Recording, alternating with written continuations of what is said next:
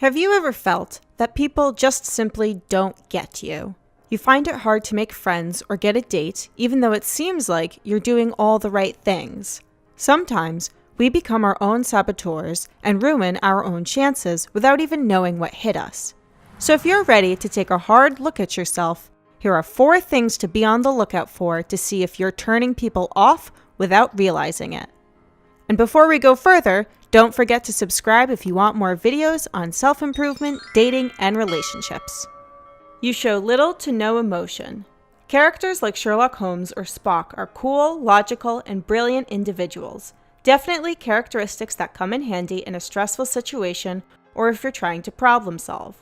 However, while they're extremely intelligent, they also have difficulty developing a meaningful connection with people.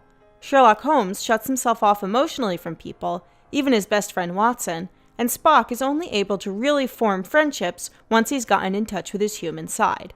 While characters like this are admirable in many ways, they're also very off-putting if you were to meet someone like that in real life.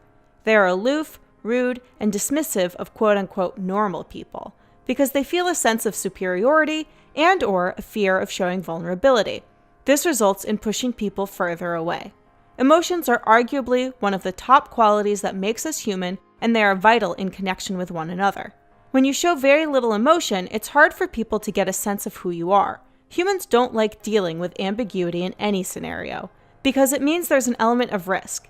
And when people feel uncertain about you, it makes them feel uncomfortable or nervous around you. This results in people not wanting to put in the effort to get to know you better, or maybe even avoiding you altogether. The fix? Learn to open up and be more expressive. You don't have to become over-the-top emotional, as that can be just as off-putting. But you shouldn't be afraid to express yourself honestly about your feelings. When people are able to understand you better, they won't be nervous around you, and they'll be more willing to reach out. We all try to show the best side of ourselves. Sometimes we even put up a front to make us look better than we actually feel.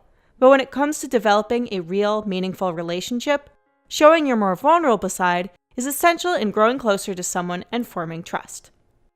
You almost never smile. This goes hand in hand with little to no emotion.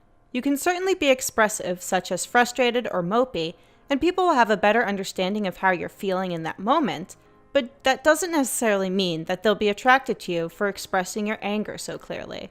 Smiling is a small but vital part of displaying friendliness and approachability.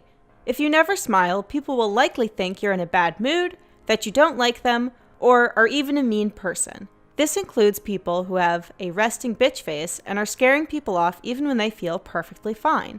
Do you smile when you say hello or good morning? Do you smile when you order a coffee or ask a favor from someone? If you don't, those are all good ways to incorporate smiling into your daily life.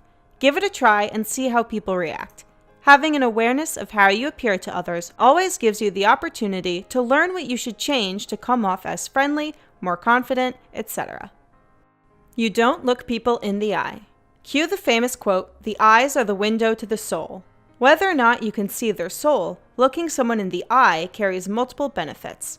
When you avoid eye contact, it makes others feel like they are being ignored, or they might think that you're nervous or ashamed about something. But sustained eye contact communicates confidence and trust, and it is a necessity when forming intimate relationships. It may feel awkward at first, but looking someone in the eye makes it easier for you to focus on them, and they'll feel like you're paying attention and that you actually care what they have to say. It also increases the other person's likelihood of reciprocating and looking back at you, therefore building a positive feedback loop of interest and attention. Having a low opinion or being afraid of others. Feelings such as contempt, distrust, and fear are all viruses to a relationship, no matter what stage it's in. When you look down on others, you disregard what they have to say, you don't treat them kindly, and you may even purposely distance yourself from them. While confidence is a valuable trait, beware of falling into arrogance. If you are looking to live a well-rounded, fulfilling life, then trying to feel like you're better than everyone else will only give you a paper throne, subject to collapse at even the slightest wind. On the other side of that coin, feeling inferior and afraid of people will also cause you to avoid them. You may hold yourself back from introducing yourself, or maybe you just avoid any and all social situations together. These feelings you have about others and yourself affects how you interact with people, and they do pick up on it. You may feel like it's because people just don't understand you.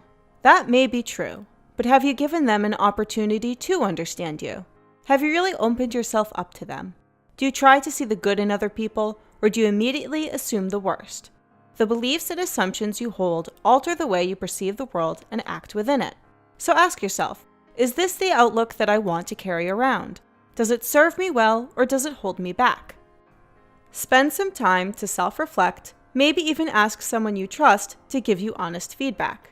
This can be a pretty difficult task since we all want to believe that we are the ones who've got it right and everyone else is the problem.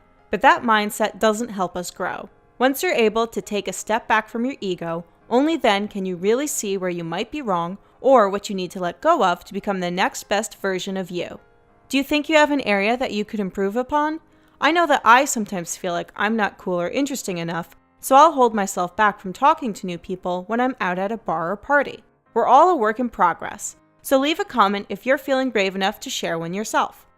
Thanks everyone for watching. Please like and subscribe. Until next time, remember to be primo.